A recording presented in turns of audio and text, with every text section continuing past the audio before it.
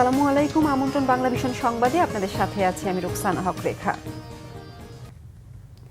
4 দিনের সফরে কাতার পৌঁছেছেন প্রধান উপদেষ্টা ডক্টর মোহাম্মদ ইউনুস। স্থানীয় সময় সোমবার রাত 9:40 দোহা হামাদ আন্তর্জাতিক বিমানবন্দরে নামেন তিনি। কাতারের প্রোটোকল প্রধান রাষ্ট্রদূত ইব্রাহিম ফাখরু তাকে স্বাগত জানান। প্রধান উপদেষ্টার প্রেস সচিব তার ভেরিফাইড ফেসবুক অ্যাকাউন্টে এক পোস্টে এ তথ্য জানান। সোমবার সন্ধ্যা 7টায় বিমান বাংলাদেশ এয়ারলাইন্সের একটি ফ্লাইটে কাতারের উদ্দেশ্যে যাত্রা করেন ডক্টর মোহাম্মদ ইউনুস। কাতারের আমির Sheikh Tamim bin Hamad Al থানির আমন্ত্রণে এ সফর করছেন অধ্যাপক ইউনুস। সেখানে তিনি আর্থনা সামিট 2025-এ অংশ নেবেন। সামিটে অংশ নেওয়ার পাশাপাশি কাতারের আমিরের সঙ্গে প্রধান উপদেষ্টার বৈঠক হওয়ার সম্ভাবনা রয়েছে। দেশের ইতিহাসে প্রথমবারের মতো বাংলাদেশের 4 জন জাতীয় নারী ক্রীড়াবিদ প্রধান উপদেষ্টার সফরসঙ্গী হিসেবে কাতার গেছেন।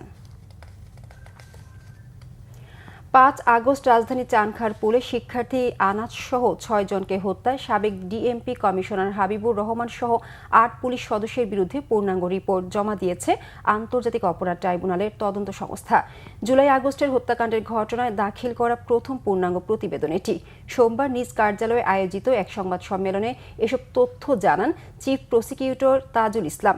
দাবি করেন এই হত্যাকাণ্ডের নির্দেশদাতা হিসেবে শেখ হাসিনা, সাবেক স্বরাষ্ট্রমন্ত্রী আসাদুজ্জামান খান কামাল, বিভিন্ন বাহিনী ও প্রশাসনের ঊর্ধ্বতন কর্মকর্তা সহ তৎকালীন আওয়ামী সরকারের উচ্চ পর্যায়ের অনেকের জড়িত থাকার প্রমাণ পেয়েছে তদন্ত সংস্থা। তবে সুপিরিয়র কমান্ডাররা জুলাই আগস্টে সারা দেশে সংগঠিত অনেকগুলো হত্যাকাণ্ডের ঘটনায় যুক্ত থাকায় তাদের বিরুদ্ধে আলাদাভাবে তদন্ত চালাচ্ছে আন্তর্জাতিক অপরাধ ট্রাইব্যুনালের তদন্ত সংস্থা। এই মামলার 8 আসামির মধ্যে 4 জন পলাতক। সাবেক প্রধানমন্ত্রী শেখ হাসিনা সহ শেখ পরিবারের 10 সদস্যের জাতীয় পরিচয়পত্র লক করেছে নির্বাচন কমিশনের অধীন জাতীয় পরিচয় নিবন্ধন অনুবিভাগ। যাদের এনআইডি লক করা হয়েছে তারা হলেন শেখ হাসিনা, সজীব ওয়াজেদ জয়, সায়মা ওয়াজেদ পুতুল, শেখ রেহানা, টিউলিপ রিজওয়ানা সিদ্দিক, আজমিনা সিদ্দিক, শাহিন সিদ্দিক, বুশরা সিদ্দিক, রাজওয়ান মুজিব সিদ্দিক ও তারিক আহমেদ সিদ্দিক। একটি চিঠির মাধ্যমে এ 10 জনের এনআইডি লক করা হয়। গত 16 ফেব্রুয়ারি জাতীয় পরিচয়পত্র নিবন্ধন অনুবিভাগের মহাপরিচালক এএসএম হুমায়ুন কবিরের মৌখিক নির্দেশে এ সিদ্ধান্ত কার্যকর করা হয়। উন্মুক্ত নালায় পড়ে মৃত্যু যেন নগর বন্দরী চট্টগ্রামবাসীর নিয়তি। গেল 5 বছরে এ নগরীতে খাল নালায় পড়ে মৃত্যু হয়েছে অন্তত 14 জনের। এরপরও সমস্যা সমাধানে কার্যকর কোনো উদ্যোগ না থাকায় ক্ষুব্ধ নগরবাসী। চট্টগ্রাম থেকে শাহেদা পিয়া রিপোর্ট। নিরাপত্তা বেষ্টনী ও স্ল্যাব না থাকায় চট্টগ্রামের খাল ও নালাগুলো যেন মৃত্যুফাঁদ। শুক্রবার রাতে বন্দরনগরীর কাপাসগোলা এলাকায় নালায় পড়ে প্রাণ যায় শিশু শেহরিশের। মরদেহ উদ্ধার করতেই সময় লাগে প্রায় 14 ঘন্টা। চট্টগ্রামে নালায় পড়ে নিখোঁজ হওয়ার ঘটনা এই প্রথম নয়। 2021 সালের 25 আগস্ট মুরাদপুর মোড়ে বৃষ্টির মধ্যে খোলা নালায় পড়ে নিখোঁজ হন সবজি বিক্রেতা সালে আহমেদ, যার মৃতদেহ খুঁজেই পাওয়া যায়নি। একই বছরের 27 সেপ্টেম্বর নগরীর আগ্রাবাদে নালায় পড়ে মৃত্যু হয় এক বিশ্ববিদ্যালয় শিক্ষার্থীর। 2022 সালে 16 শহর এলাকায় নিখোঁজের 3 দিন পর উদ্ধার হয় এক শিশুর লাশ।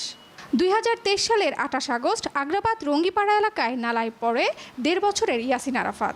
16 ঘন্টা পর উদ্ধার হয় তার লাশ। 2024 সালের জুনে গোসালডাঙ্গা এলাকায় নালায় পড়ে প্রাণ যায় 7 বছরের শিশু সাইদুল ইসলামের। নগরবাসীর অভিযোগ, এত প্রাণ যাওয়ার পরও কোনো সংস্থার নেই কোনো পদক্ষেপ। চরম ক্ষুব্ধ তারা। সালামত ভাই যিনি মুরাদপুরে মারা গেল, ওনারও লাশটা আমরা পাইলাম না। আর কত ভাই এসব, এগুলো একটু থামা দরকার। বারবার এ ধরনের দুর্ঘটনা ঘটতেছে, এগুলো না ঘটানোর জন্য আমরা একটা প্রতিকার চাই। এটার আমরা সবসময় সরকার কাছে আবেদন করব, প্রশাসনকে আবেদন করব, দ্রুত যাতে খালের মধ্যে খাল সব ভালো করে যাতে আমরা যাতে নিরাপদে স্থান বসবাস করতে পারি। আবার অনেক জায়গায় চলমান কাজ আছে, অনেক জায়গায় খালের বিভিন্ন প্রতিবন্ধকতা এরা বাঁধ দিয়ে রাখছে কাজ চলমান কারণে। বাঁধগুলো যদি এখন বর্ষার আগে যদি দ্রুত যদি মাটিগুলো যদি অপারেশন না হয় তাহলে জলবদ্ধতা টিকে যাবে। সমস্যা সমাধানে এতদিন একে অন্যের দিকে আঙ্গুল তুলে পার করেছেন বছরের পর বছর। নতুন সিটি মেয়র বলছেন সিডিএ চাইলে সিটি কর্পোরেশন খাল নালায় সুরক্ষা নিশ্চিতের কাজ করবে। সাময়িক কাজ করতে গিয়ে যদি কোনো কাজ এমন করা হয় যে প্রিভেন্টিভ মেজার্সগুলো ভেঙে দেওয়া হয়, সাথে সাথে হয় তাদের করতে হবে, না আমাদেরকে একটু ইনফর্ম করতে হবে। যদি কোনো ধরনের প্রিভেন্টিভ ওয়ালগুলো থাকে সেগুলো কোনো কারণে যদি ভেঙে দেওয়া হয়, সেটার জন্য দরকার হলে হয় তাদেরকে কাজের শেষে করে দিতে হবে, না হয় আমাদেরকে এটা ইনফর্ম করতে হবে। এটা আমি সবাইকে বলতে চাই। নগরে জুড়ে রয়েছে 150 কিলোমিটারের বেশি খাল, নর্দমা 750 কিলোমিটারের বেশি, যার বেশিরভাগই অনিরাপদ। শাহিদা পিয়া, বাংলা ভিশন, চট্টগ্রাম। এই ছিল এখনকার মতো, পরের সংবাদ দুপুর 12টায়। এছাড়া বাংলা ভিশন সংবাদ ও সংবাদ সংশ্লিষ্ট অনুষ্ঠান দেখতে ভিজিট করুন www.bbnews24.com ও facebook.com/banglavisionnews এবং সাবস্ক্রাইব করুন youtube.com/banglavisionnews। ধন্যবাদ সবাইকে।